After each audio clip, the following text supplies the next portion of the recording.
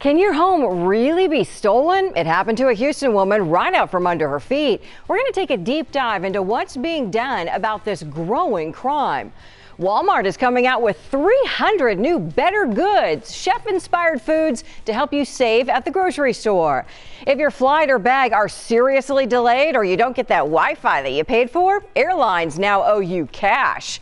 And are you feeling financial stress? We're going to talk with a psychiatrist about how to relieve it and feel better. And welcome to Dollars and Cents. Thanks so much for joining us. I'm your host, Heather Sullivan.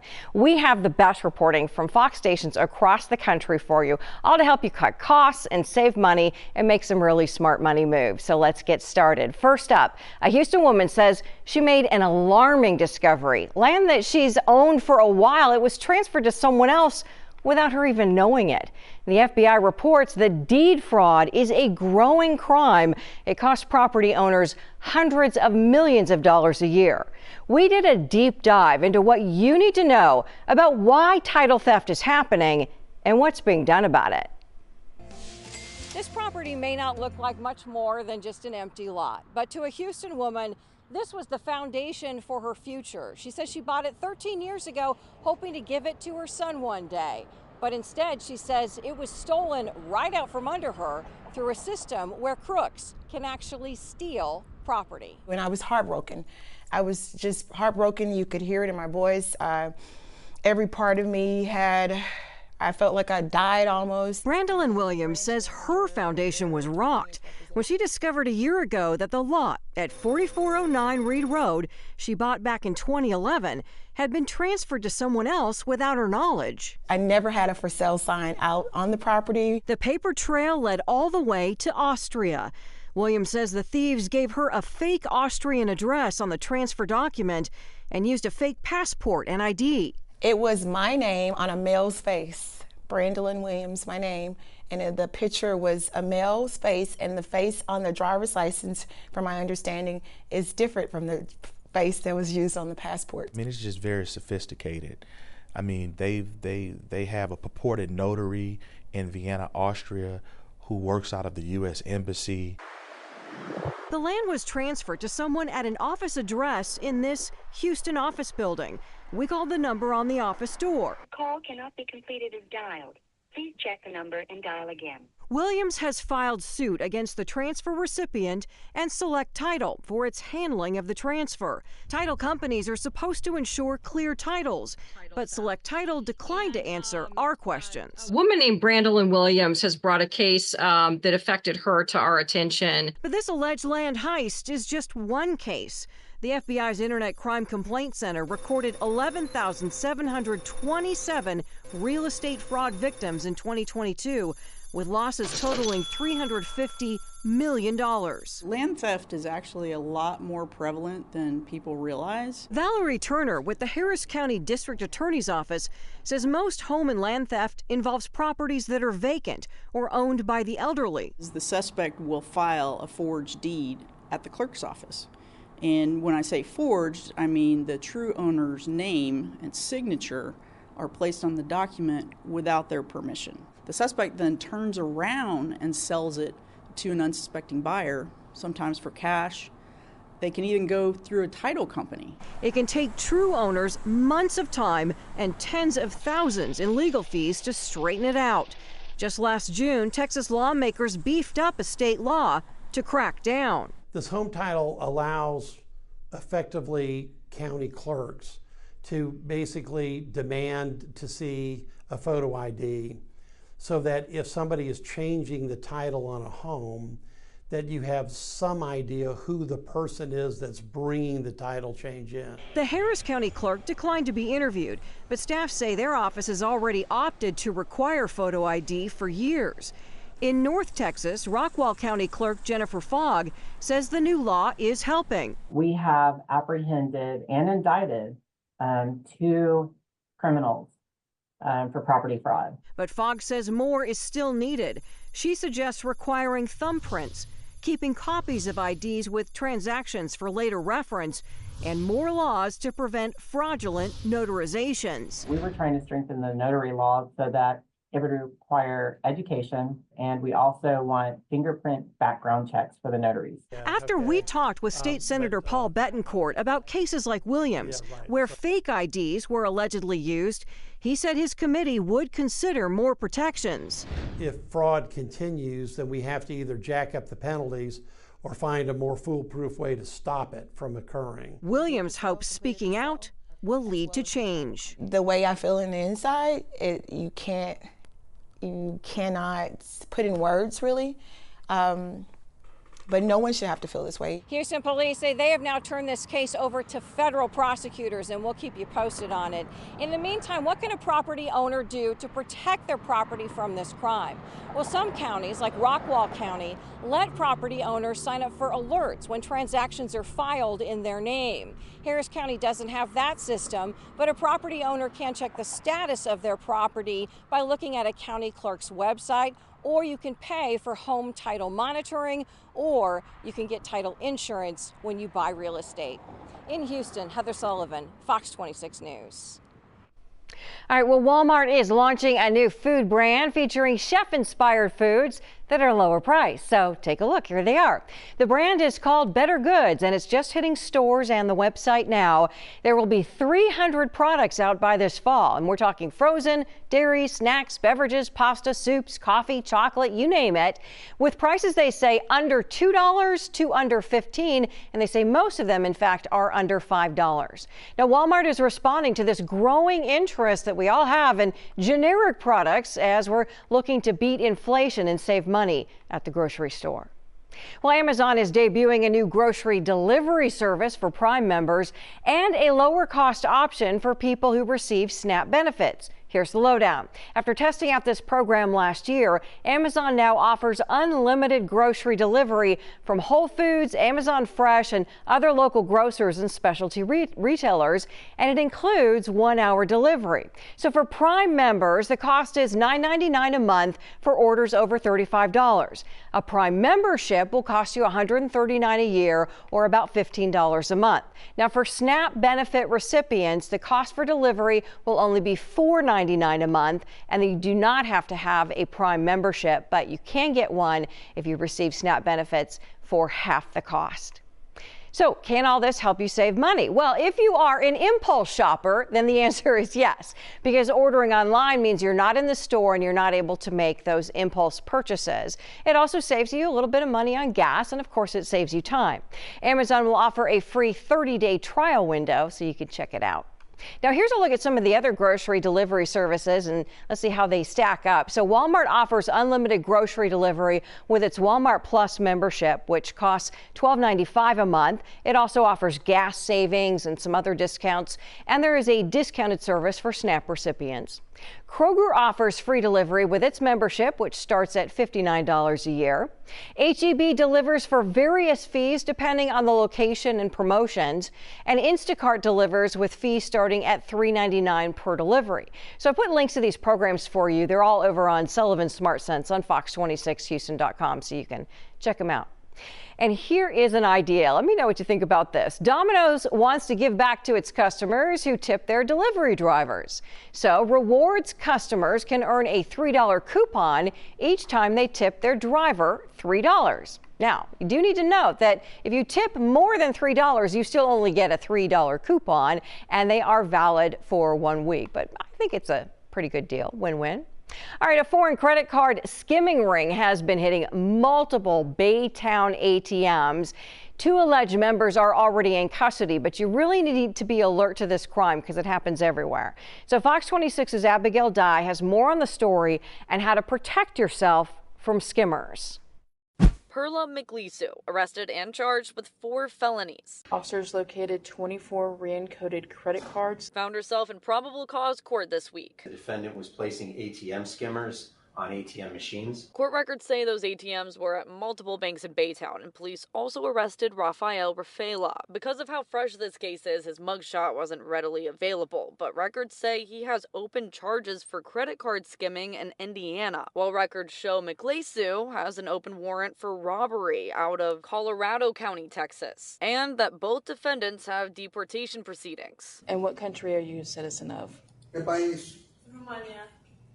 Romania. And records show these skimmers aren't the ones that just pop over a credit card reader. Deep insert skimmer in the motor vehicle. It's virtually undetectable to a consumer. Jeff Roberts with the Texas Financial Crimes Intelligence Center says these deep insert skimmers are becoming more common. What they're doing is they're placing these skimmers internally inside of the card reader, which we call deep insert skimmers.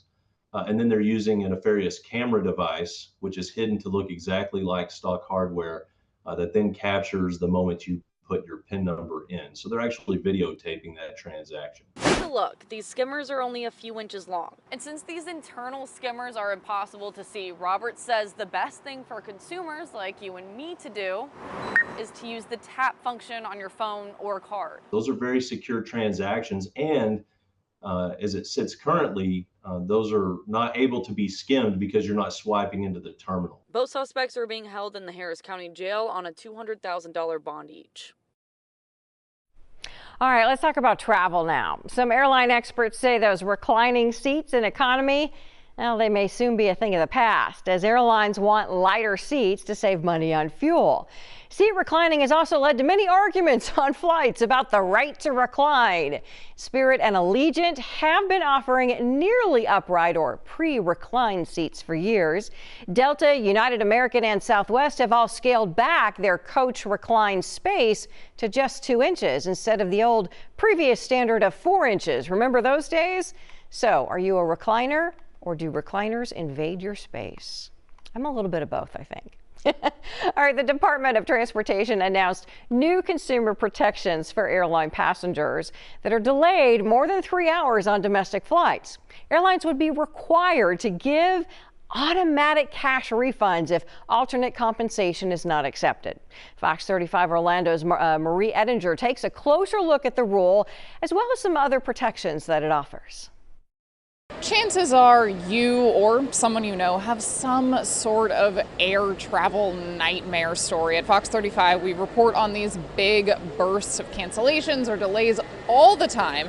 These new rules would expand protections if that happens to you. We found out before we left that our flight was canceled, and then we tried to get on another flight, the last flight out tonight, and that was canceled as well. Stuck at the airport? The feds want to make sure if this happens to you, you get your money back immediately. The Biden administration says it's following through on a promise to hold airlines accountable. Under a new federal rule, airlines are required to give passengers an automatic cash refund if their flights are canceled or significantly delayed. According to the DOT, this means if a traveler is delayed by at least 3 hours domestically and 6 hours internationally, they'd qualify for the refund.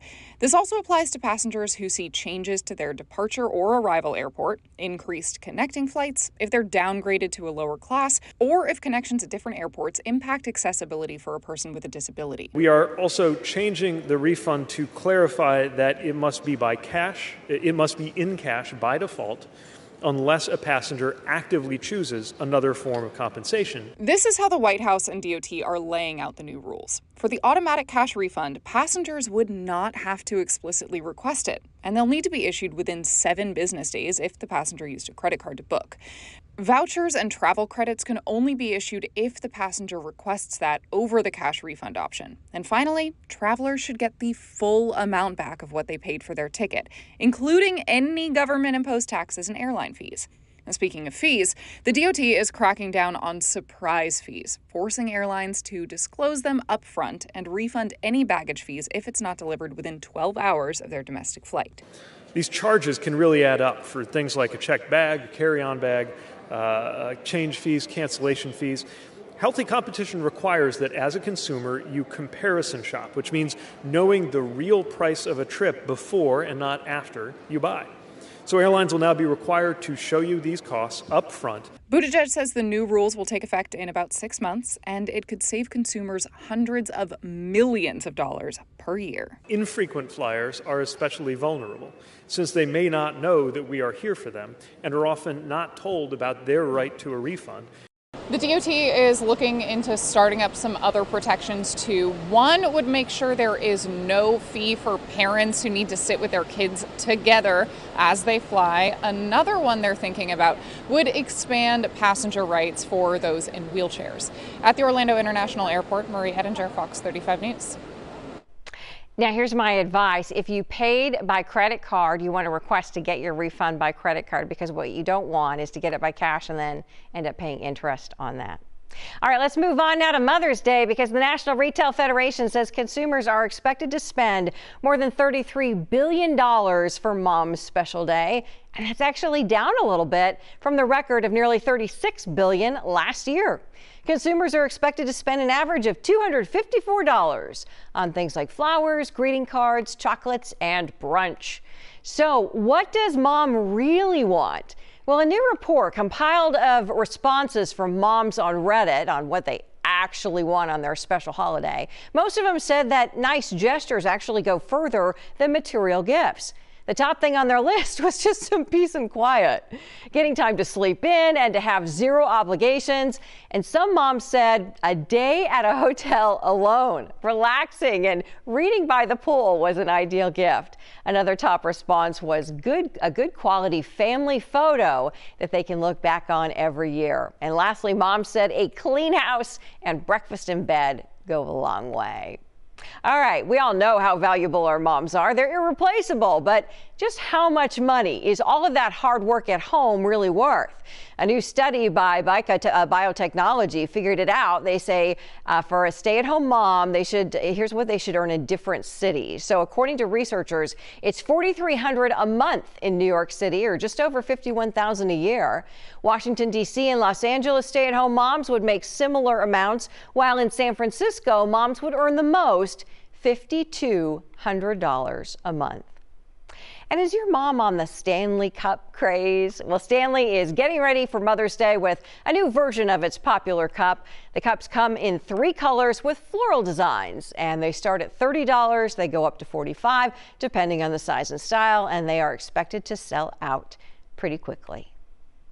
Now we have a cautionary tale for you. A Florida woman targeted by 2 scammers lost more than $400,000. It started when they called her saying, "Hey, you won the Publishers Clearinghouse sweepstakes." You've heard this one before, right? It's still out there. Fox 35 Orlando's Mark Wilson is on the case. It's a crime that happens far too often here in Florida and against our seniors. So it was an elaborate scheme that worked because, once again, a very elderly lady who's our victim, possibly with some early dementia issues, was totally scammed. Polk County Sheriff Grady Judd says Michael Lawrence and co-defendant Max Richards told the victim she won $3 million from Publishers Clearinghouse, but needed to pay the taxes. She borrowed money against her retirement, against her stock at Publix. When the duo said that wasn't enough, she went back to Publix Employees Federal Credit Union for more money, where staff tried to warn her. When she went in to get the very first check, they said, "Are you sure you're not being scammed?" And she said, "No, I'm buying a boat." The sheriff says she was groomed to say that by Lawrence and Richards. These guys told her, "They're going to question you when you start writing these big checks. Don't tell them you won the Publishers Clearinghouse, because that is a surprise. Just tell them you're buying a boat." She ultimately sent 3 checks to Alabama worth more than $477,000. 2 of those checks were cashed in Lauderdale Lakes, and video from the bank connected detectives to Lawrence. Scammers are very good and very convincing at what they do. They don't call them con men for nothing. Investigators say Lawrence received more than $374,000 in the scheme, but these cases are extremely difficult now for both detectives and the victim. The money now is hard to track down. You go obtain subpoenas, you serve the subpoena, and then the bank takes their time about getting you the data back. The money's gone, long gone. They've only been able to recover about $40,000. The sheriff says if someone's calling you asking for money through email, text, or social media, or even over the phone, it's likely a scam, hoping to save another senior from losing their life savings. Now, they worked hard their entire life for their money, and now they've got $477,000 worth of debt lodged against their retirement stock. Mark Wilson, Fox 35 News. Yeah, that is heartbreaking. So just be very careful and, of course, check on the seniors in your life. Now, Ring customers could receive a refund after the company agreed to pay $5.6 million to settle a lawsuit, according to the Federal Trade Commission. It accused Ring of allowing employees and contractors to access consumers' private videos while failing to implement security protections. Fox's Marlisa Goldsmith has this story. They are one of the most popular smart home devices on the market. Sales of Ring doorbell cameras topped 5 million in 2022. And now some of those buyers are eligible for a slice of a multi-million-dollar payout. The Federal Trade Commission accused the Amazon-owned company of several violations. First, Ring allowed its employees and contractors to access customers' private videos. Second, the company failed to implement security protections, allowing hackers to take control of consumers' accounts, cameras, and videos. And finally, Ring allegedly used footage from cameras to train algorithms without any consent. At least there is an indication of wrongdoing. Security expert David Benson says the settlement actually highlights a bigger problem. I think it's a step in the right direction, but whether or not there's enough teeth in this to deter it happening again, I'm not so sure. And I think better, proper regulation, as we're hearing all over, whether we're talking about platforms like TikTok or Snapchat, whatever it might be, there has to be some regulation. And right now at the federal level, there is zero regulation. Ring just agreed to a $5.6 million settlement over those accusations. More than 117,000 Ring users are eligible for a refund of about $47. Ring released a statement saying that hackers stole emails and passwords from other companies to log into accounts of certain customers. Benson says there are things you can do to protect yourself. People cannot be using the same password over and over again. It'll wind up on the dark web and with catastrophic consequences. So how can you protect yourself? Have two types of authenticity with your logins. Change it periodically and make sure you don't have duplications. He also has concerns that Ring did not address the allegations of employees and contractors accessing footage without permission. You just can't use other people's personal data. You have to ask permission. You have to protect it. And whether or not your customer is careless on their end, there's no excuse. Marlisa Goldsmith, Fox 35 News. But years of high inflation are really weighing on people's minds. And in fact, it's weighing on a lot of people's mental health. According to the American Psychological Association, 64% of adults say the economy is one of their top stresses. So I'm joined by Dr. Lokesh Shahani. He's a psychiatrist with UT Health Houston. Thanks so much for being with us, Doctor. Thank you, Heather. Thank you for having me here. Yeah, so first let's just dive right in to talk about what you're seeing and hearing from people in terms of how this economy is adding stress to their lives. Economy, money is really important for survival. It impacts housing, food security, clothing, and those are like basic necessities of life. What we've seen over the years is the years when we have financial depression or have inflation, we definitely see a higher rate of mental health that year. 2020 was a perfect example. A lot of folks lost employment in COVID-19. There was a lot of unemployment, and that really spiked up our mental health disorders for 2020. So we're seeing the same even going on even now. I'll bet. And I would imagine that the reverse effect can happen too, and that is the stress can actually maybe affect how people do manage their finances. Oh, for sure, right? I mean, how many of us have heard that, hey, I'm stressed out, let's do retail therapy? Yes. I mean, the retail therapy is one of those overspending, a way of overspending in order to kind of feel better. Feels good in the short run, but can it be sustainable? So that's the issue. What we've seen is for folks with severe mental illness, there's significant unemployment, there's a lot of impulsivity, poor judgment in how someone handles the money, and there's almost a bi-directional influence there. So we've seen mental health impact financial health and financial health impact mental health. Wow. Well, let's talk about some ways people can try and manage this stress. So, if you are dealing with financial stress, I think prevention is better than cure in these ways. So we always tell people, like, have an emergency fund, or 2 to 3 months of emergency fund in order to prevent yourself from being in a financial debt. The other, since I brought up the word debt is really important. We have to if someone's dealing with a significant financial stress, looking at your last month's credit card bill, seeing where you're spending most of your money. Can we prioritize that? Can we, if someone's spending a bunch of their money eating out, can we eliminate eating out and start cooking at home, just in order to make ourselves financially more healthier?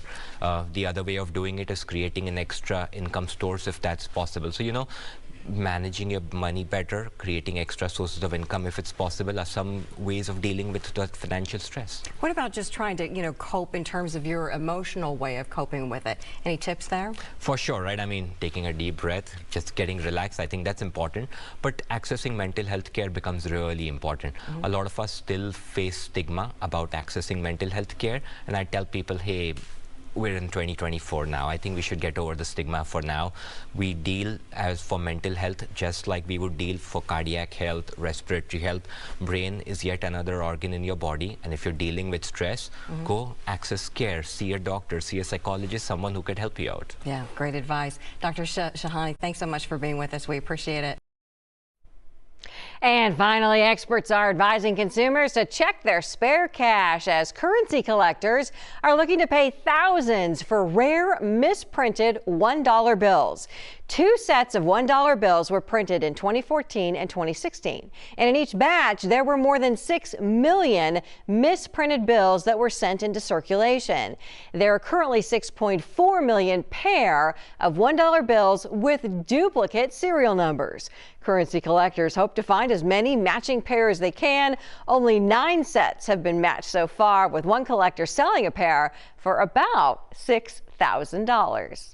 So that buck in your pocket might go a little bit farther.